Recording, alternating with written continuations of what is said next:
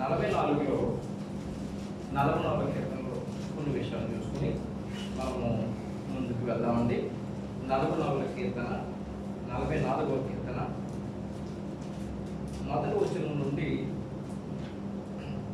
3వ వచనం. దేవా పూర్వకాలమున మా పితరుల దినములలో నీవు చేసిన పనిని గురించి మేము చెవులారా విని ఉన్నాం. మా పితరులు దానిని మాకు వివరించరు. నీవు నీ భుజబలము చేత అన్ని జనులను వెలగొట్టి మా పితరులను నాటిదివి. జనములను నిర్మూలన చేసి వారిని వ్యాపింపజేసింది. వారు తమ ఖడ్గము చేత దేశమును స్వాధీనపరచుకోలేదు. వారి బాహు వారికి జయమివ్వలేదు. నీవు వారిని కటాక్షించదు గనుక నీ దక్షిణ హస్తమే నీ బాహువే నీ ముఖకాంతియే వారికి విజయం కలుగజేశాను. సరే, ఈ యొక్క 44వ కీర్తన రచించిన వారు ఎవరు అక్కడ రాయబడి ఉంది? ఎవరు రచించారండి? బాలాకు కుమారులంట ఇశ్రాయేలు యొక్క జనాంగం, అంతే కదండి. ఇశ్రాయేలు యొక్క జనాంగము దేవుడి యొక్క స్వాస్థ్యం అనబడిన వారు ప్రార్థన చేస్తూ ఈ మాటలు పలుకుతున్నారు. ఏమనంటే, దేవా దేవుడు యెహోవా, పూర్వకాలంలో మా పితరుల దినములలో నీవు చేసిన పనిని గురించి మేము చెవులారా విని ఉన్నాము. మా పితరులకు వివరించారు. ఆ పితరులట తమ కుమారులకు తెలియజేశారట. తర్వాత దేవుడు చేసిన గొప్ప కార్యాలు, అద్భుత ఆశ్చర్య కార్యాలు దేవుడు చేశారట. అవి ఎలాగ చేశాడంటే, ఆయన దక్షిణాస్తమే, ఆయన కుడి చెయ్యి, ఆయన బాహువే అనగా ఆయన భుజబలమే, ఆయన ముఖకాంతి వారికి విజయం కలగజేస్తున్నారట. ఎవరికండి? ఇశ్రాయేలు జనాంగానికి. అంటే దేవా మా పితరుల కాలంలో నువ్వు గొప్ప కార్యాలు చేసావు అని వారు పితరుల కాలంలో దేవుడు చేసిన కార్యాలు వారు జ్ఞాపకం చేసుకుంటున్నారు. సాధారణంగా దేవుడిని ఎప్పుడు జ్ఞాపకం చేసుకుంటాడు? సాధారణంగానే దేవుడు ఎక్కువగా ఎప్పుడు జ్ఞాపకం వస్తాడు? ఇబ్బందుల్లోనూ ఇరుకుల్లో ఉన్నప్పుడు, బాధలు ఉన్నప్పుడు జ్ఞాపకం వస్తాడు ఎక్కువ దేవుడు. వీరు కూడా అదే స్థితిలో ఉన్నారు. ఏమండి? 9వ వచనం దగ్గర నుంచి చూస్తే, ఏమండి, అవమానంలోను, ఇబ్బందుల్లోను, ఇరుకుల్లోను, బాధల్లోను, వేదనలోను ఉన్నారు. ఆ సమయంలో పితరులు దేవుడు జ్ఞాపకం వచ్చాడు. పితరులు చెప్పిన విషయాన్ని జ్ఞాపకం చేసుకున్నారు. వీళ్ళు చేసుకుని అంటున్నారు, దేవా నువ్వు మా పితరుల కాలంలో చాలా గొప్ప కార్యాలు చేసావు అని వీరు చెప్పుకుంటారు. వారి పితరుల కాలంలో గొప్ప కార్యాలు చేశారని దేవుడు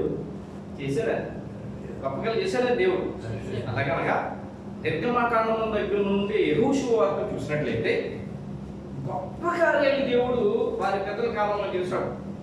ఇశ్రాయేలు జనాంగము 400 సంవత్సరాలు ఐగుప్తులో ఉన్నప్పుడు, వారు ఇనపకట్ల మధ్య నలిగిపోతూ ఉన్నప్పుడు, దేవుడు అబ్రహాము యాకోబుకి ఇచ్చిన ఆ యొక్క వాగ్దానాన్ని జ్ఞాపకం చేసుకుని మోసేను అహరోనుని ఐగుప్తు రాజు దగ్గరికి పంపించి, ఫరో దగ్గరికి పంపించి, ఆ ఫరో తానంటాడు, నా ప్రజలు 3 రోజులు మా దేవుని సేవించుకోవడానికి, బలులు అర్పించుకోవడానికి మమ్మల్ని విడుదల చేయమని చెప్పి నీతో చెప్పమన్నాడు అడిగినప్పుడు, చూడండి ఆ ఫరో ఏం చేస్తారంటే, మీరు పనులు చేయకుండా బద్ధకస్తులుగా ఉందామనుకుంటున్నారా, మీరు వెళ్ళండి అని చెప్పి అక్కడ వరకు గడ్డి ఇచ్చేవాడు ఎక్కలు చేయడానికి గడ్డి ఇవ్వడం మానేశాడు. ప్రజలందరూ అనుకున్నారు, దేవుడు నిన్ను మమ్మల్ని విడుదల చేయడానికి పంపిస్తే ఇదేంటి మళ్ళా మా మీద కష్టం వచ్చింది అని అనుకుంటే, ప్రభా ఇదేంటి ప్రభా ఎలా చేసాము? మళ్ళా దేవుడి దగ్గరికి వెళ్ళి ఆ మోషే అహరోను అడిగితే, మళ్ళా వెళ్ళండి ఫరో దగ్గరికి వెళ్ళి మమ్మల్ని పంపించు అని చెప్పంటే, మేము పంపించిన వెళ్ళమంటే మా దేవుడు ఏం చేస్తాడు చూడమా, తన చేతిలో ఉన్న కర్ర కింద పడేస్తాడు. కర్ర కింద పడేసిన వెంటనే అది పాము అయిపోతుంది. ఐగుప్తు శకులు గంటలు కూడా, మాంత్రికులు కూడా పాములు చేస్తారు.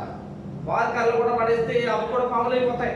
కానీ మోషే ఏ కర్ర అయితే కింద వేసాడో ఆ కర్ర పాముగా మారి ఆ పాములన్నింటినీ కూడా మింగేస్తాడు. దేవుడికి స్తోత్రం కలుగుతుంది. అలాగూ 10 గొప్ప ఆశ్చర్యకార్యాలు చేశాడు ఆయన. 10 ఆశ్చర్యకార్యాలు. కాబట్టి ఐగుప్తులో 10 ఆశ్చర్యకార్యాలు చేశాడు. చేసినప్పుడల్లా దేవుడు ఏం చేశాడు. అయినా కూడా మోసే తన మనసును కఠినపరుచుకున్నాడు. మళ్ళా వెళ్ళారు. మళ్ళీ వెళ్ళి మరొక కార్యం చేశాడు. ఆయన మరొక కార్యం చేశాడు. ఇవన్నీ కూడా నిర్గమకాండంలో రాయబడిన ఈ కార్యాలన్నీ కూడా. ఏమండి తర్వాత ఆయన రక్తం అయిపోయింది. ఆ రక్తం అంతా కూడా ఐగుప్తు దేశం అంతా నదులన్నీ కూడా రక్తంలో నిండుకొని కంపు కొట్టుందట. ఆ నీళ్ళు తాగడానికి కంపు కొట్టి చేపలు తెచ్చిపోయినట్ట. తాగలేకపోయారండి, ఇబ్బంది పడిపోయారు.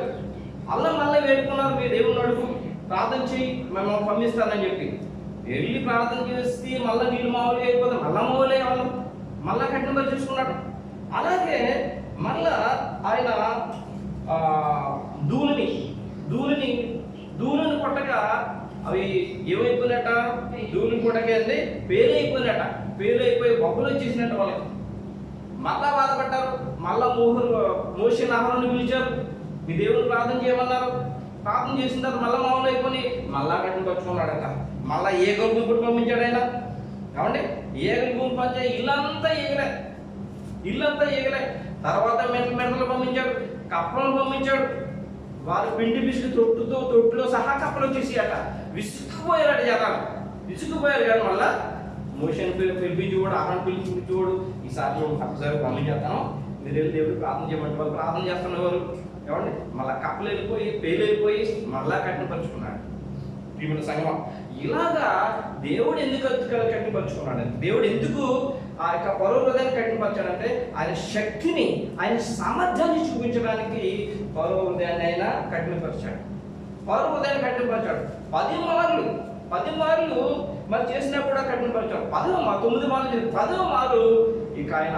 కానీ ఈ కార్యాలన్నీ కూడా ఎంతో దూరం లేదు, బహుశా ఆంధ్రాకి తెలంగాణకి వాటర్ ఉన్నట్టుగా ఉంటుంది. అక్కడ గోషేనులో ఏమో ఇస్రాయేల్ జనంగా ఉన్నారు, ఐగుప్తు యొక్క దేశంలో ఏమో ఐగుప్తులు ఉన్నారు, ఫరో ఆ జనంగా ఉన్నారు. గోషేనులో ఈ కార్యక్రమాలు ఏమి లేవు, ఇబ్బందులు ఏమి లేవు, వాళ్ళకి ఏ ఇబ్బంది లేవు. ఇబ్బంది అంతా కూడా ఐగుప్తులో ఉన్న వాళ్ళకి, అనగా వారికి దేవుడు తోడు ఉన్నాడు. దేవుడు నామం కలుగుగా. అంటే ఇక చివరిగా ఆయన ఏం చేశారంటే ప్రతి తొలిచూలి పిల్లలను, ఐగుప్తులో ఉన్న వారికి ప్రతి తొలిచూలి పిల్లలను ఆయన హతం చేశాడు. అలాగే హతం చేసినప్పుడు ఇక వారు తట్టుకోలేకపోయి మోషేకు అహరోను పిలిపించి నీవు నీ ప్రజలు వెళ్ళి ఈ దేవుడిని యెహోవాను సేవించండి అని చెప్పి వాళ్ళు తొందర పెట్టేశారు. తొందర పెడితే అప్పుడు తొందరగా అన్ని సరి చేసుకుని మరి వాళ్ళ ఒంట్లు, గాడిదలు, గుర్రలన్నీ తీసుకుని వస్తువులు తీసుకుని వారు 3 రోజులు ప్రయాణం ఎక్కడికి వెళ్ళారు? ఎర్ర సముద్రం వరకు వెళ్ళిపోయిన తర్వాత అప్పటి వరకు కట్టిపోయిన ఫరో హృదయాన్ని దేవుడు ఏమండి మామూలుగా చేస్తాడు. తిరిగి అతను అయ్యో మనకి మానసత్వంలో ఉండి మనకి పనులు చేసేప్పుడు వెళ్ళిపోతే మనకి ఎలా కూర్చోదని చెప్పి మళ్ళీ వెనకాల వాళ్ళు తరుముకుంటూ రావడం మొదలెట్టారు. వాళ్ళు ఎర్ర సముద్రానికి వచ్చారు. ఎదుర్కొండే ఎర్ర సముద్రం, దూరంగా ఫరో సైన్యం కలవరం అయిపోయింది జనాలు. అయ్యో మోసే మమ్మల్ని ఎర్ర సముద్రం ఉంచేస్తామేంటి, వెనకాల ఫరో ఆ సైన్యం వచ్చేస్తుందంటే మళ్ళా దేవుడు 24 గంటలు పగల మేఘస్తంభంలో, రాత్రి అగ్నిస్తంభంలో ఉండి ఆ యొక్క రథాన్ని ముందుకు రానకుండా 24 గంటలు ఆపు చేసి 24 గంటల రాత్రంతా కూడా తూర్పు గాలి చేత ఎర్ర సముద్రాన్ని 2 పాయలుగా చేసేది ఆయన దేవుని నామం. ఎర్ర సముద్రాన్ని 2 పాయలుగా చేయడం గురించి దేవుడు దాసులకి వారికి ఇచ్చిన జ్ఞానం ప్రకారం అనేక విషయాలు దాని ద్వారా మనకు తెలియజేస్తూ ఉన్నారు. ఏమండి కోటల్లాగా ఉన్నాయట ఎర్ర సముద్రం యొక్క నీళ్లు. ఏమండి ఎర్ర సముద్రం యొక్క నీళ్లు ఒక ఐస్ యొక్క పలకలే ఉందంటే అలాగే ఐస్ కట్టేసి ఉండగా మధ్యలో ఆ పక్క ఈ పక్క కాబట్టి నీళ్లు ఉండగా మధ్యలో 6 నెలలు వెళ్ళిపోయాయని చెప్పి జల రాశిలో కూర్చబడిందని చెప్పి గొప్పగా దేవుడు చేసిన కార్యాన్ని జ్ఞాపకం చేసుకుంటారు. ఏదేమైనా దేవుడు ఎర్ర సముద్రాన్ని 2 పాయలుగా చేసి మహా అద్భుత రీతిగా ఇశ్రాయేలు జనాంగలందరినీ కూడా సురక్షితంగా క్షేమంగా ఆవుల పక్క చేర్చిన తర్వాత వాళ్ళు సైన్యాన్ని ఆకాశంలో ఉన్న మేఘస్తంభాన్ని తీసేశారు. ఆయన తీసివేయగా వాళ్ళు ఆ రథాలన్నీ కూడా ఎక్కడికి వచ్చినాయి? సముద్ర మధ్యలోకి వచ్చినాయి. సముద్రం మధ్యలోకి వచ్చిన తర్వాత మోషే చెప్పాడు మళ్ళీ నీ చేయి మళ్ళా సముద్రం వైపు చాప్ అని చెప్పి. ఇక్కడ ఒక విషయం జ్ఞాపకం చేసుకున్నాం. ఈ లోకాన్ని దేవుడు పంచిపోతాంతా చేశాడండి. గాలి, నీరు, అగ్ని. ఏమండి గాలి, నీరు, అగ్ని, భూమి, ఏమండి ఆకాశం. ఈ నీరు కూడా ఒక దేవదూత. ఎప్పుడైతే దేవుని యొక్క పిల్లలను శ్రమ పెట్టడం ఆ యొక్క దేవదూత నీరు చూసిందో కావండి ఉత్సాహంతో తిరిగి మళ్ళా మామూలు అయిపోయిందట. రాధా శత్రువులందరినీ కూడా ఇంట్లో ఉంచేసాడట. దేవుని నామం వైపు అండి 6 నెలల మీద వాళ్ళు అవతల పక్కకి వెళ్ళిపోయారు. శత్రువులు ఏమైపోయారు? నీటిలో మునిగిపోయారు. ఆ సమయంలో ఏమండి నిర్గమాకాండము 15వ అధ్యాయం చూసినట్లయితే ఇశ్రాయేలు జనాంగాలు చూడండి. నిర్గమకాండం 15వ అధ్యాయం ఎర్ర సముద్రం 2 పాయలుగా చేసి దేవుడు ఆరణ్యాలను ఆవల పక్కన సురక్షితంగా చేయడం చూసి వారి ఆనందముతో మోషేయు ఇశ్రాయేలు ప్రజలు, అంతేకాకుండా 27 వరకు చూసినట్లయితే మిరియాము తమ్ము చేత పట్టుకుని స్త్రీలందరూ కూడా ఆనందగానం చేశారట. చూడండి 15వ అధ్యాయం, యెహోవాను గూర్చి గానము చేసెదను, యెహోవాను గూర్చి ఆయన మిగుల అతిశయించి జయించెను, గుర్రమును దాని రౌతును ఆయన సముద్రములు పడద్రోసెను. యెహోవాను గూర్చి గానము చేసెదను, యెహోవాను గూర్చి, యెహోవాయే నా బలము నా గానము, ఆయన నాకు రక్షణయు ఆయను, ఆయన నా దేవుడు ఆయనను వర్ణించెదను, ఆయన నా పితరుల దేవుడు ఆయన మహిమను తీయించెదను. యెహోవాను గూర్చి గానము చేసెదను, యెహోవాను గూర్చి.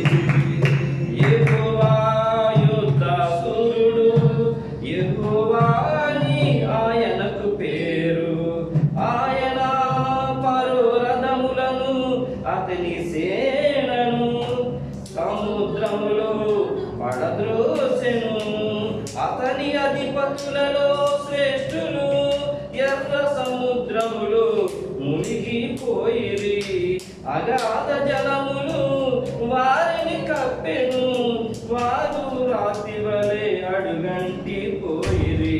యెహోవాను గూర్చి గానము చేసెదను, యెహోవాను గూర్చి. మోషే ఇశ్రాయేలు జనాంగము ఏమండి అహరోను అక్కగారైన సహోదరైన రాకపోయిన ఏమండి మిరియాము తమ్మురు చేత పట్టుకుని 20 వచ్చిన 15-21లో ఏమంటే దేవుని మహిమపరచారట. దేవుడు చేసిన గొప్ప కార్యాలు ఇంకా చూసినట్లయితే నిర్మాణం, లేవికాండం, సంఖ్యాకాండం ఇవన్నీ చూసినట్లయితే దేవుడు తన యొక్క పిల్లలకు చేసిన గొప్ప గొప్ప కార్యాలు ఆ యొక్క సీనారణ్యంలో రావడం, ఆ సీనారంలోకి వచ్చిన తర్వాత ఆయన వచ్చేసరికి ఆయన సీను కొండ మీదకి ఆయన పిలవడం, యూరోప్ కొండ మీద మోషేను పిలవడం, మద్దాన్ని నిలవడం, ఇంకా గొప్ప గొప్ప కార్యాలు దేవుడు వారు మధ్య చేసి వారిని ఏమంటే మోషే ద్వారా కనాను యొక్క పులిమేరను తీసుకొచ్చాడు. మోషేకు కనానంతా చూపించాడు, ఈ కణాలతో చూడని చెప్పి ఆ తర్వాత యెహోషువను అభిషేకించాడు. యెహోషువ ద్వారా దేవుడు గొప్ప కార్యాలు చేసి ఆయన మొత్తం ఆ యొక్క కనాన దేశాన్ని కొననూలు చేత వారికి పంచిపెట్టాడు. ఆయన యెహోషువ దేవుని నామమున మహిమ కలుగాక. ఇలాగ గొప్ప కార్యాలు దేవుడు చేశాడు, గొప్ప కార్యాలు చేశాడు ఆయన. చూడండి యెహోషువ గ్రంథము ద్వితీయోపదేశకాండం 34 అధ్యాయం 1 నుంచి 12 వచనాలు. దాంట్లో మోషే ఎంతవరకు వెళ్ళాడు అనేది రాయబడింది. మోయాబు మైదానంలో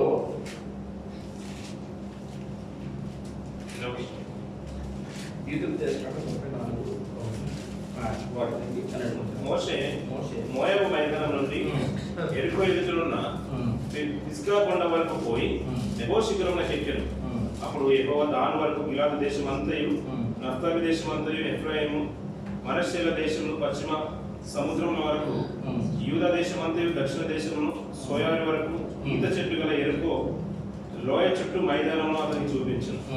మరియు యెహోవా అతనితో ఇట్లనెను, నీ సంతానమునకు ఇచ్చేదని అబ్రహాము, ఇస్సాకు, యాకోబులను నేను ప్రమాణం చేసిన దేశం ఇదే. కనులారా నేను దాన్ని చూడనిచ్చింది కానీ నువ్వు నది దాటి అక్కడికి వెళ్ళకూడదు. యెహోవా సేవకుడైన మోషే యెహోవా మాట చొప్పున మోయాబు దేశంలో మృతి నొందెను. బెత్పయోరు ఎదుట మోయాబు దేశంలో ఉన్న లోయలో అతడు పాతిపెట్టబడెను. అతని సమాధి ఎక్కడ ఉన్నదో నేటి వరకు ఎవరికి తెలియదు. మోషే చనిపోయినప్పుడు 120 సంవత్సరాలు గలవాడు. అతనికి దృష్టి మాంద్యం లేదు, అతని సత్తువ తగ్గలేదు.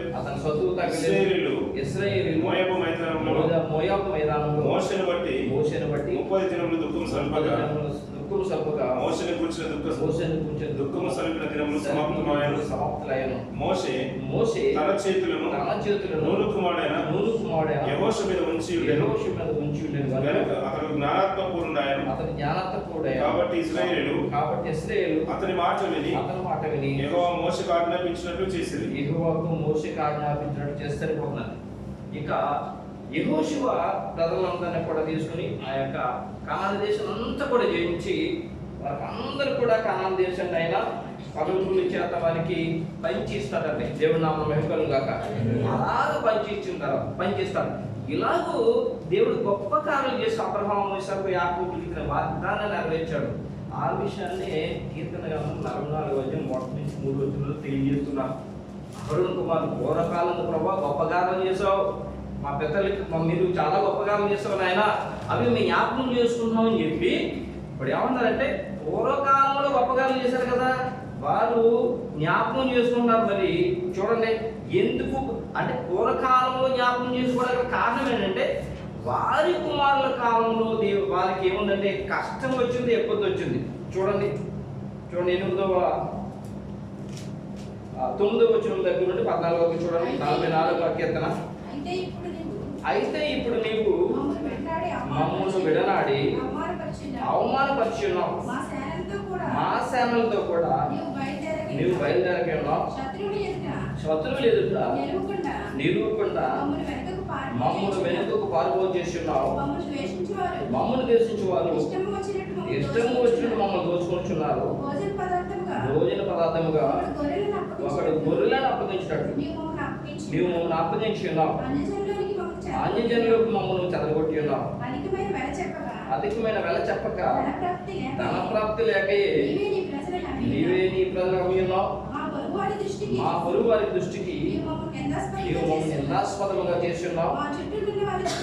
మా చుట్టూ ఉన్న వారి దృష్టికి అపహాస్పదముగాను ఎగతాళికి కారణముగాను మమ్మల్ని ఉంచి ఉన్నావు. అన్యజనులు మమ్మల్ని సామెతకు హేతువుగాను ప్రజలు తలాడించిన కారణముగాను మమ్మల్ని ఉంచి ఉన్నావు. దేవుడు సరిపోతాను.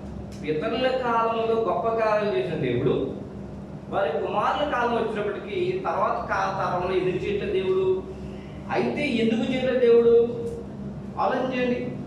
ఇతరుల కాలంలో దేవుడు గొప్ప కార్యాలు చేశాడు, ఆశ్చర్యకాలం చేశాడు. ఆయన భుజబలం, ఆయన బాహు, ఆయన ముఖగాన్ని వారికి ఏమి ఇచ్చింది? వారిని తోడే అన్నాడు. గొప్పగా వారు పాలు ప్రపంచ దేశంలో ప్రవేశం పెట్టాడు. గొప్పగా వదిలేరు. మరి వీరి కాలంలో ఎందుకు చేయట్లేదు? ఇప్పుడప్పుడు కొంతమంది నిష్ఠూరంతో ప్రార్థన చేస్తుంటారు. ఇంకెప్పుడయ్యా నువ్వు మాకు చేసింది? ఇంకెప్పుడు చేద్దాం ప్రభా? ఇంతేనా మా బతుకు, ఇంతేనా బతుకు? ఇలా నిష్ఠూరంతో ప్రార్థన చేస్తూ ఉంటారు. వీరు కూడా అదే విధంగా ప్రార్థన చేస్తున్నారు. మా పితరులు చేసే ప్రభా మమ్మల్ని, అయితే మమ్మల్ని ఎందుకు ఇలా చేస్తున్నాం? కారణం ఎప్పుడు ఉందంట? దేవుడు ఉందా? దేవుడు అప్పుడు ఒకలా ఇప్పుడు ఒకలా ఉంటాడు. ఆయన ఎప్పుడు ఒకలా ఉంటాడు. దేవుడు నామం మహిమకలుగును గాక. అవునండి, ఎప్పుడు ఒకలా ఉంటాడు. కీర్తన గ్రంథం 102:27 వచనంలో ఆయన ఏకరీతిగా ఉన్న దేవుడు రాయబడ్డాడు. చూడండి, కీర్తన గ్రంథము 102వ అధ్యాయం 27 వచనం. నీవు ఏకరీతిగా ఉండేవాడు, నీ సంవత్సరములకు అర్థమైన దేవునామం మహిమకలుగును గాక. ఆయన ఏకరీతిగా ఉన్నాడు. పూర్వకాలం ముందు పితల కాలంలో ఎలా ఉన్నాడో, తర్వాత వారి యొక్క కుమారుల కాలంలో కూడా అలా ఉన్నాడు. మన కాలంలో అంత్యకాలంలో కూడా అలాగే ఉన్నాడు. దేవునామం మహిమకలుగును గాక. తేడా ఎక్కడ వచ్చిందంటే ఇతరుల కాలంలో ఉన్నట్టుగా ఎవరు లేరు, కుమారుల కాలంలో లేరు. ఇతరుల కాలంలో దేవుని అత్తుకుని పూర్ణదినంతో వెతికి పూర్ణదినంతో ఆయన్ని సేవించిన వారు కుమారుల కాలంలో ఎలా ఉన్నారో దేవుని విడిచిపెట్టేశారు. యెహోషువ ద్వారా దేవుడు కనాను దేశం అంతా కూడా కాలేబు యెహోషువ ద్వారా కనాను దేశం అంతా కూడా పంచిపెట్టుకుంటారు. వారందరూ సుఖశాంతులతో జీవించారు కొన్ని సంవత్సరాలు. ఆ కొన్ని సంవత్సరాల తర్వాత అంటే యెహోవా అంటే ఎవరు అంటే యెహోవా యొక్క కార్యాలయంలో మర్చిపోయిన ఇక జనాంగం తాము వచ్చిందట. అంటే వారు పూర్తిగా దేవుని మర్చిపోయారట. ప్రియమైన సంగమం, పూర్తిగా దేవుణ్ణి వారు మర్చిపోరట. పూర్తిగా దేవుని మర్చిపోయి వర్షానుసారంగా జీవిస్తున్నారు. న్యాయాధిపతులు 2:10 చూడండి. ఆ తరము వారందరూ తమ పితరుల యొద్దకు చేర్చబడిన తర్వాత వారి తరువాత యెహోవానైనను ఆయన ఇశ్రాయేలీయుల కొరకు చేసిన కార్యములైనను సరిపోతున్నది. ఎరిగిన తరం ఒకటి పుట్టగా, యెహోవా చేసిన కార్యాలు తెలియదు, యెహోవా అంటే ఎవరో తెలియదు, ఆయన శక్తియుక్తులు తెలియదు తరం ఒకటి వచ్చింది. వారు వారి ఇష్టానుసారంగా జీవిస్తున్నారు. అలాగ జీవిస్తూ ఉన్నప్పుడు దేవుడు చేతులు పెట్టేశాడు. అప్పటి వరకు ఆయన బాహుబలము, ఆయన భుజము, ఆయన యొక్క దక్షిణాస్తము, ఆయన ముఖకాంతి ఏమైంది వారికి తోడుగా లేదు. కాబట్టి శత్రువులు వచ్చేసి దోసుకునేవారు. ఆ సమయంలో వాళ్ళు మొర పెడుతున్న న్యాయాధిపతులను లేపి వాళ్ళు రక్షిస్తూ ఉండేవాడు దేవుడు. దేవుని సంగమా, ఏమైందనంటే దేవుని విడిచిపెట్టేశారు. ఆయన శక్తి లేదు, ఆ సామర్థ్యం వల్ల చవు చూడలేదు. మరి పూర్వకాలం ముందు దేవుడు ఎందుకు తోడున్నాడంటే, ఒక్కసారి చూడండి, ఆయన నిర్మకాండంలో అంటాడు, యేషూబు అంటే యెఫున్నె కుమారుడైన కాలేబుకి నూను కుమారుడైన యెహోషువకి దేవుడు ఎందుకు తోడున్నాడు, ఎలాగ తోడున్నాడో చూడండి. అండి సంఖ్యాకాండము 14:24.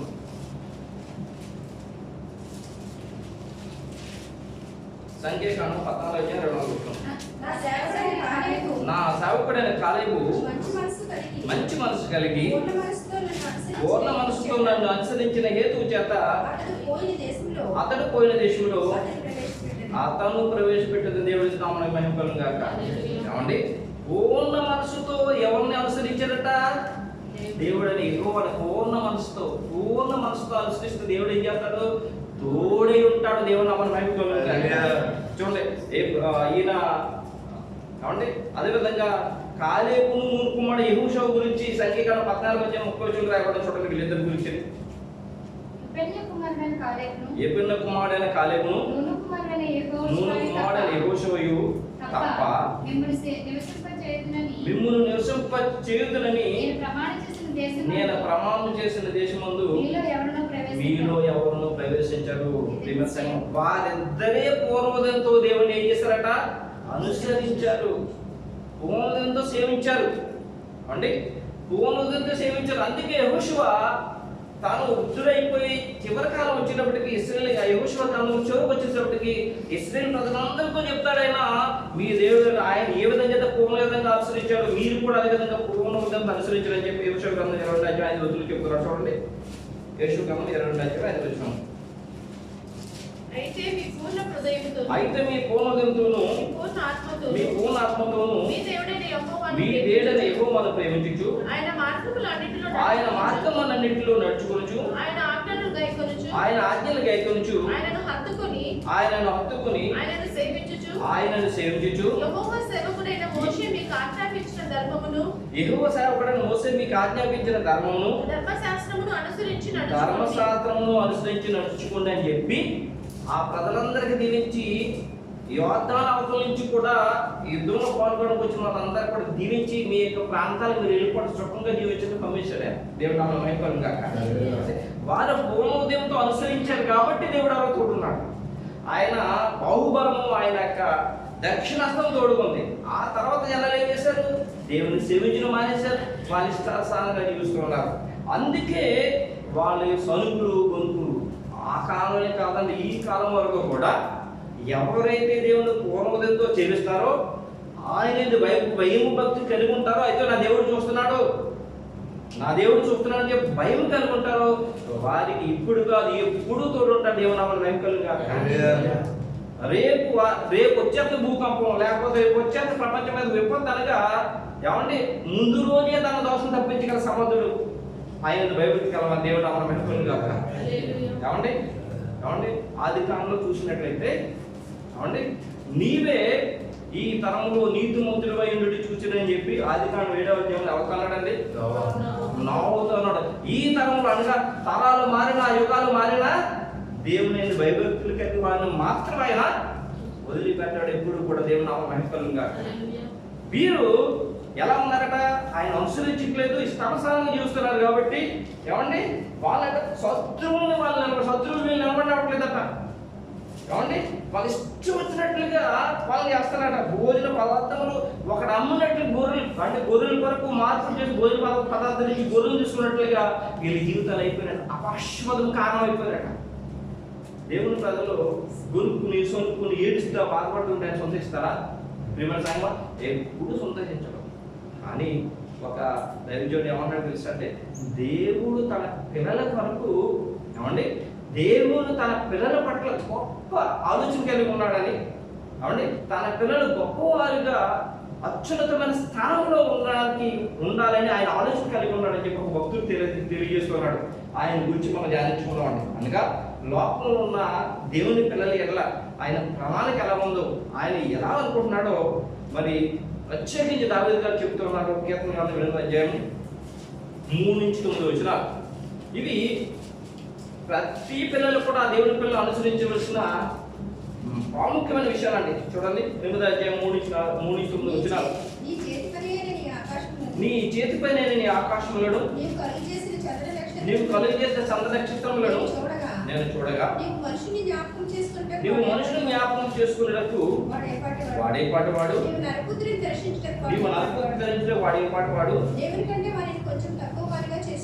దేవుని కంటే వారిని కొంచెం తక్కువ వానిగా చేసి ఉన్నావు, మహిమ ప్రభావంతో వాని కిరీటం ధరింపచేసి ఉన్నావు, నీ చేతి పనుల మీద వానికి అధికారం ఇచ్చి ఉన్నావు, గొర్రెలన్నిటిని ఎడ్లన్నిటిని అడవి మృగములను ఆకాశ పక్షులను సముద్ర మత్స్యములను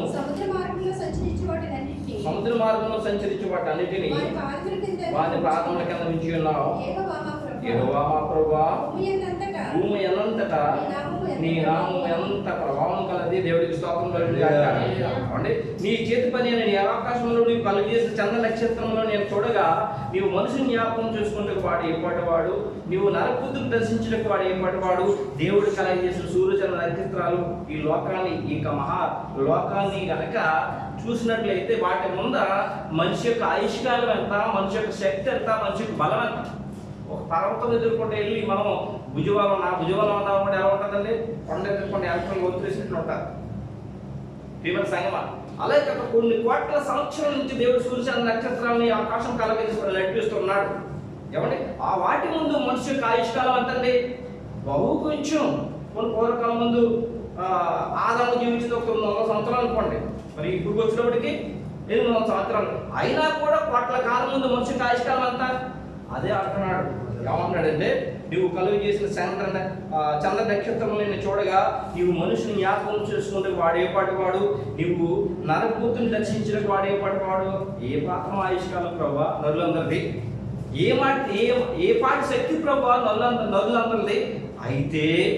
అయితే నరుల కంటే గొప్ప లోకములో బలమైన భూజంతువులు ఉన్నాయి, నరుల కంటే శక్తి కలిగిన జలచరాలు ఉన్నాయి.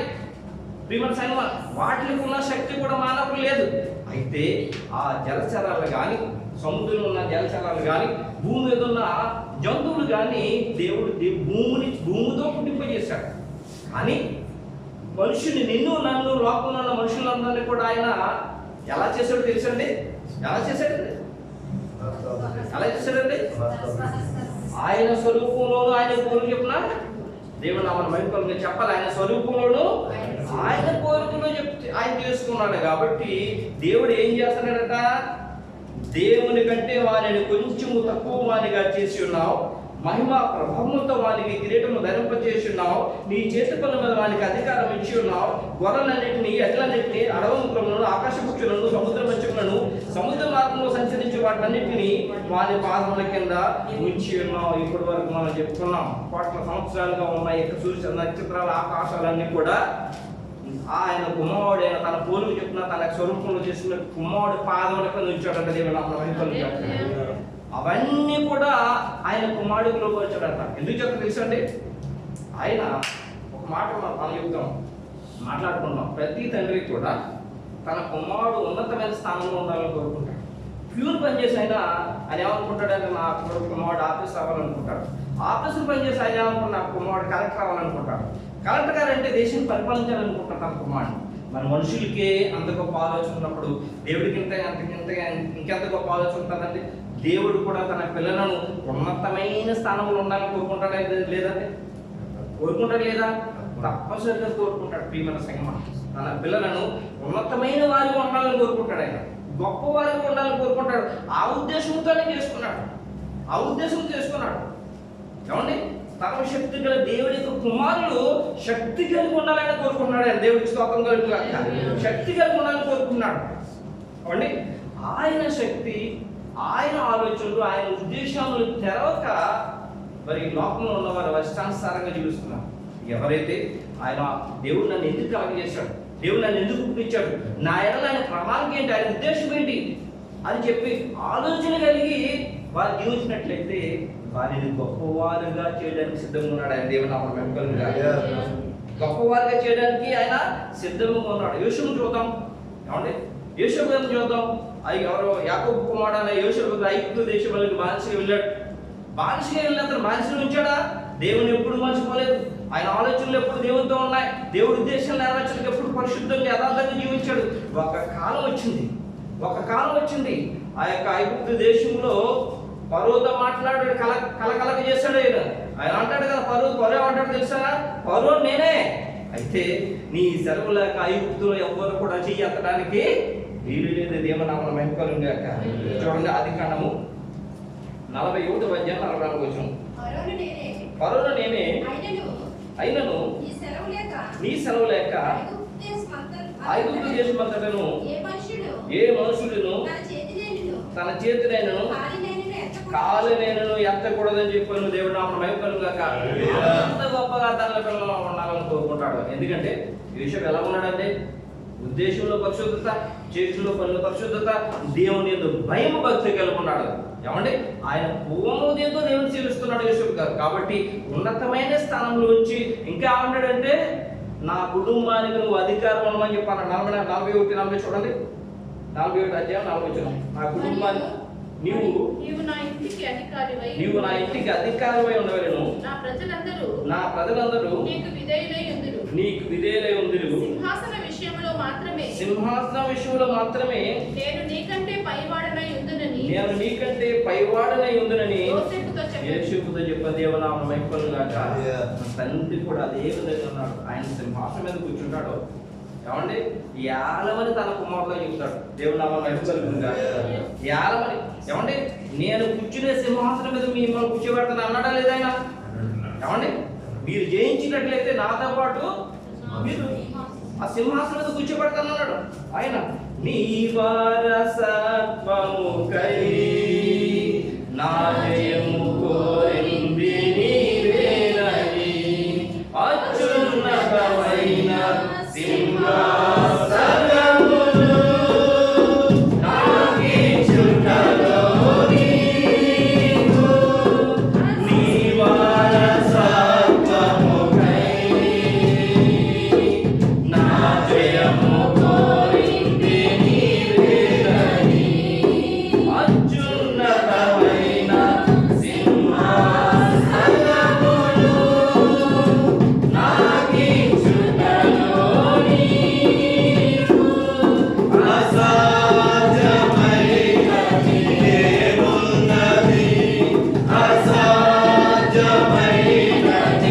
ఏమున్నది, అసాధ్యమైనది ఏమున్నది, అసాధ్యమైనది ఏమున్నది. యోధా సుతిగోత్రపు సింహమా, యేసయ్యా నా ఆత్మీయ ప్రగతి నీ స్వాధీనమా. హల్లెలూయా. అత్యున్నతమైన సింహాసనం మీద కూర్చోబెట్టడానికి ఆయన ఇష్టపడుతున్నాడు, ఏలడానికి ఇష్టపడుతున్నాడు తన పిల్లల్ని. అంతేకాదు 8:6 చూడండి, కీర్తన 8:6 నీ చేతి పనుల మీద వానికి అధికారం ఇచ్చి ఉన్నావు. వారికి అధికారం ఇచ్చు. ఆయన చేతి పనులు ఏంటండి? ఆకాశములు, ఏమండి, సూర్యచంద్ర నక్షత్రములన్నీ కూడా ఆయన చేతి పనులే. వాటిని శాసించే అధికారమైన పిల్లలకి ఇచ్చాడు. వాటిని శాసించే అధికారం ఎవరికి ఇచ్చాడండి? ఆయన పిల్లలకి యెహోషువ తన ప్రజల పక్షముగా, దేవుని యొక్క ప్రజల పక్షముగా యుద్ధం చేస్తూ ఉంటే కాబట్టి సాయంకాలం అయిపోతుంది. అమాలేకులతో యుద్ధం చేస్తున్నాడు ఆయన. సాయంకాలం అయిపోతుంది. సాయంకాలం అయిపోతే ఇంక యుద్ధం చేయకూడదు, మళ్ళా శత్రువు బలం పంచుకుంటారు మళ్ళా. అందుకని చీకటి పడకుండా ముందుగానే జయించాలని చెప్పి ఆయన ఆకాశం వైపు చూసి, చంద్రుడా నువ్వు అక్కడ ఉండు, సూర్యుడా నువ్వు అక్కడ ఉండు, నువ్వు అస్తమించవద్దు, నువ్వు అస్తమించవద్దు, అక్కడే ఉండని చెప్పి దేవుని నామాన్ని ప్రార్థన చేస్తుంటే ఇశ్రాయేలు జనాంగాలందరూ చూశారట. డేవిడ్ గారి ఇంటి వైపు ఏమో సూర్యుడు ఉన్నాడు. ఏమండి, డేవిడ్ గారి ఇంటి వైపు ఏమో సూర్యుడు చంద్రుడు ఉన్నాడు. ఏమండి, అటు ఇటువైపు అంటే ఇలా సిటీ సెంటర్ వైపు ఏమో సూర్యుడు ఉన్నాడు. అటు అస్తమిస్తున్నాడు, ఈయన వస్తూ ఉన్నాడు. చీకటి పడిపోతుంది. అక్కడే ఉండమన్నాడట. ఉండమన్న వెంటనే ఆకాశం ఏమైందట, ఆకాశం ఉన్న సూర్యుడు చంద్రుడు ఆయన మాటకే లోబడ్డారు. యెహోషువ 10:12 చూడండి. యెహోవా ఇశ్రాయేలు ఎదుట అమోరీయులను అప్పగించిన దినమున ఇశ్రాయేలు వినుచుండగా యెహోషువ యెహోవాకు ప్రార్థన చేసెను. సూర్యుడా నీవు గిబియోనులో నిలువుము, చంద్రుడా నీవు అయ్యాలోను లోయలోను నిలువుము. జనులు తమ శత్రువుల మీద పగ తీర్చుకుని వరకు సూర్యుడు నిలిచెను, చంద్రుడు ఆగెను. దేవుని నామమున కలుగుగాక. సూర్యుడు నిలిచిపోయాట. ఆయన ఏమండి చేతి పని అయిన ఆకాశ సూర్య చంద్ర నక్షత్రాల మీద ఎవరికి అధికారం ఇచ్చాడు? దేవుని పిల్లలకు అధికారం ఇచ్చాడు.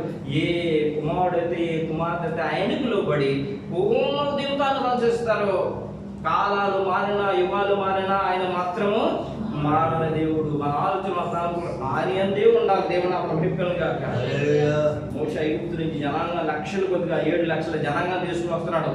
ఎదురుకుండా ఎర్ర సముద్రం ఉంది, ఎదురుకుండా ఎర్ర సముద్రం ఉందండి. మోషే దేవుని పొరపెడుతున్నాడు. మోషే ఎందుకు నా వైపు పొరపెడుతున్నావు? నీ చేతులు ఉన్న కర్ర ఆ సముద్రం వైపు చాపన్నాడు. దేవుడే 2 పాలు చేయొచ్చు కదా.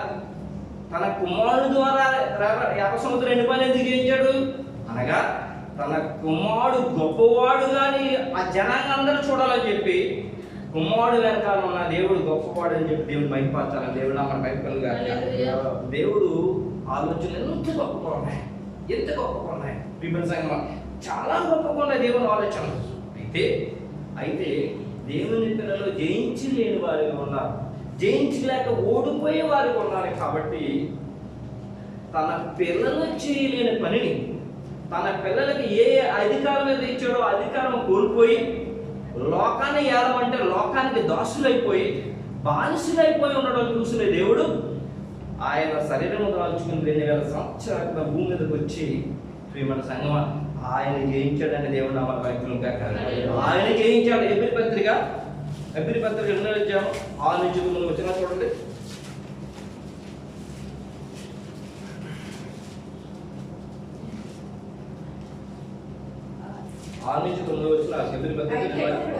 అయితే ఒకడు ఒక చోట ఎలాగో దృఢముగా సాక్ష్యం ఇచ్చుచున్నాడు. నీవు మనుషుని జ్ఞాపకం చేసుకున్నట్టు వాడే పాటవాడు, నీవు నరపుత్రుని దర్శించుటకు వాడే పాటవాడు, నీవు దేవదూతల కంటే వారిని కొంచెం తక్కువ వానిగా చేసేదివి, మహిమ ప్రభావంతో వాని కిరీటం ధరింపచేసేదివి, నీ చేతి పనుల మీద వానికి అధికారం అనుగ్రహించేదివి, వాని పాదముల కింద సమస్తం ఉంచుదివి. ఆయన సమస్తము వానికి లోబరిచినప్పుడు వానికి లోబరచకుండా దేనిని విడిచిపెట్టలేదు. ప్రస్తుతమందు సమస్తము వానికి లోబరచబడ్డ ఇంకా చూడలేదు, కానీ దేవుని కృప వలన ఆయన ప్రతి మనుషుని కొరకు మరణం అనుభవించినట్లు నూతన కంటే కొంచెం తక్కువ వాడిగా చేయబడిన యేసు మరణం పొందినందున మహిమ ప్రభావములతో కిరీటము ధరించిన వానిగా ఆయనను చూచుచున్నాము. దేవునామ మహిమలుగా. దేవుడు లోపరిచినప్పుడు ఏమండి వానికి లోపరచకుండా దేనిని విడిచిపెట్టలేదట. వానికంటే నీకు నాకు లోకమును నా పిల్లలకు దేనిని లోపరచుకుని విడిచిపెట్టలేదట. సమస్తం వేలమన్నాడు. కానీ అదే ఆత్మ అంచుకాలం వచ్చినప్పటికి మరీ దాసులైపోయి లోకంలో ఉన్న దేవుని పిల్లలు దేవుడు ఎలా మంచి పట్టాలి చెప్పండి. దేవుని పిల్లలు గొప్పవారు అనుకున్నప్పుడు ఈ పిల్లలు ఎంతవారు గొప్పవారు ఉన్నారు, ఆయన దేవుడు ఇంకెంత గొప్పవాడు అనుకుంటాం లేదా? దేవుడికి స్తోత్రం కలుగుతుంది. అందుకనే జయించడానికి, ఓడిపోయిన వారిని జయింపచేయడానికి ప్రభు యేసుక్రీస్తు భూలోకంలోకి వచ్చాడు. ఆయన వచ్చి జయించి ఆయన రక్తం ద్వారా పిల్లలందరినీ కూడా జయింపు చేశాడు. పోయిన శక్తిని మళ్ళా ఆయన రక్తం ద్వారా ఆయన పిల్లలకి ఇచ్చాడు. ఇప్పుడు పిల్లలు ఏం చేయాలి తెలుసండి? మళ్ళా జయించడం మొదలు పెట్టాలి, గొప్ప కార్యాలు చేయడం మొదలు పెట్టాలి. ఒక పాట మీకు తెలియజేస్తున్నాను. నేను డబ్బా కొట్టుకోవట్లేదు, కానీ నేను ఇంటి దగ్గర ఉండగా హిందూనే, అప్పుడు చర్చికి వెళ్తున్నా కాదు, పేమెంట్ సంఘం. దుబాయ్ వచ్చిన తర్వాత ఇంటర్నేషనల్ ఫెలోషిప్లో జస్ట్ 5 నిమిషాలు ముంచేస్తానండి. ఇంటర్నేషనల్ క్రిస్టియన్ ఫెలోషిప్లో అక్కడికి మొట్టమొదటి తీసుకెళ్ళారు. మన 3 సంవత్సరాలు రాత్రి మొదలు పరిశుద్ధంలో జానిస్తున్న వాళ్ళు, రాత్రి పగలు కూడా జానిస్తూ 3 సంవత్సరాలు అయిపోయిన తర్వాత మార్టిన్ గారు అన్నారు, నువ్వు బాప్తిజం తీసుకోమన్నారు. అయ్యా నాకు ఇంకో సంవత్సరం అన్నాను. మళ్ళా సంవత్సరం మిమ్మల్ని దేవుని సంగమా నా అనుభవం ఉంది. అనుక్షణము ప్రార్థన, అనుష్ఠానము దేవునితో. అక్కడ ఒక పాతకి ఏముంటుంది, దాన్ని బాగు చేసుకుని ప్రార్థన చేసుకునే వాళ్ళు ప్రార్థన చేసి ఏ దరిద్ర తీసుకున్నవాడు దేవుని అవ్వాలి మంచి పనులు కాక. కొంతమంది నుంచి ప్రార్థన చేసుకున్నారు నా చేత, మా అందరూ చెప్పారు మీ అబ్బాయి ప్రార్థన చేస్తారు, దేవుడి కార్యం చేస్తారు, దేవుడు అవ్వాలి మంచి పనులు కాక. అది నాకే కాదు, మీ ఎవరైనా కూడా దేవుడిని ప్రేమించి దేవుడికి లోబడినట్లయితే గొప్ప కార్యం చేయడానికి ఆనాడు ఈనాడు ఎప్పుడు సిద్ధంగా ఉన్నాడు. దేవుడు నామం మెక్కులు కాక ఆయన సిద్ధంగా ఉన్నాడు. అయితే పోగొట్టుకున్న దాన్ని మళ్ళీ ఇవ్వడానికి దేవుడి భూలోకంలోకి వచ్చి జయించడానికి తన రక్తాన్ని ఇచ్చి ఆయన పిల్లలుగా మళ్ళా దేవుడు చేశాడు, పిల్లలుగా చేశాడు. కాబట్టి మనం జయించే వారిగా ఉండాలి దేవుడు కోరుకుంటున్నాడు. జయించే ఎప్పుడు నాకు వైపు చూస్తూ ఎప్పుడు ఏమి తిందమా, ఏమి కాదమా, ఏం పట్టుకుందా, ఏమి సంపాదించుకుందా, ఇదే ఉద్దేశంతో దేవుని పిల్లలు ఉన్నట్లయితే ఎప్పుడు కూడా ఆయన శక్తిని ఆధారం చేసుకోలేదు, ఆయన గొప్పతనాన్ని ఆధారం చేసుకోలేదు. స్టెప్ ఎదుగుతూ ఉండాలి, స్టెప్ ఎదుగుతూ ఉండాలి. ప్రభు నామాన్ని గొప్పగా ఉండాలి దేవుని ప్రియమైన సంఘం. అప్పుడు ఆ యెహోషువను వాడుకున్న దేవుడు మనం వాడుకోడా, మోషేను వాడుకున్న దేవుడు మనం వాడుకోడా. దేవుడు నామాలు వైపులు కాక తప్పనిసరి వాడుకుంటాడు. ఆయనకి యుగాలతో తరాలతో సంబంధం లేదు. ఎవరైతే ఆయన పూర్వ హృదయంతో ఆయన అతుకుంటారో, ఆయన మాట వింటారో వారి పట్ల ఎప్పుడు దేవుడు కార్యం చేసే దేవుడు ఉన్నాడు. దానికి సంబంధిస్తున్నారు అందరూ కూడా సంబంధించినట్లయితే ఒప్పుకున్నట్లయితే దేవుడు స్తోత్రం చెప్తాం. హల్లెలూయా. మన స్టెప్ మారాలండి. మన దేవుడు మహాశక్తిమంతుడు, చిన్నవాడు కాదైనా అంత శక్తి గల దేవుని యొక్క స్వరూపంలోను కోరికలో ఉన్నాం మనం. మన ఎలాగా శక్తి గలవారు ఉండాలి. అప్పుడప్పుడు కొంతమంది పిల్లలను చూసి ఏమంటారంటే మీ తండ్రి దగ్గర తనడండి, పలానా వ్యక్తి తండ్రి దగ్గర తనడండి, ఆ తల్లి దగ్గర కుమార్తెని చెప్పుకుంటారు. ఏమండి వారి ఉన్నతమైన స్థితిలో ఉంటే మన దేవుడు మహా గొప్పవాడు. మరి ఆ గొప్పవాడైన దేవుడు కుమారుడుగా కుమార్తెకున్నప్పుడు మనం ఎలా ఉండాలి చెప్పండి? ఆలోచించేయండి, ఒకసారి ఆలోచించేయండి. చాలా గొప్పవారు ఉన్నారు కదా, ఒకసారి నిలబెడదాం. అనిల్ గారు, మన మాస్టర్ అనిల్ గారు ఆయన రాసిన పాట మంచి వచ్చామన్న పాట పాడుతూ చేసుకుందామండి. అందరికి వచ్చింది. యుద్ధ వీరుడా కదులు ముందుకు పాలు తేనేలా నగరుకు, యుద్ధ వీరుడా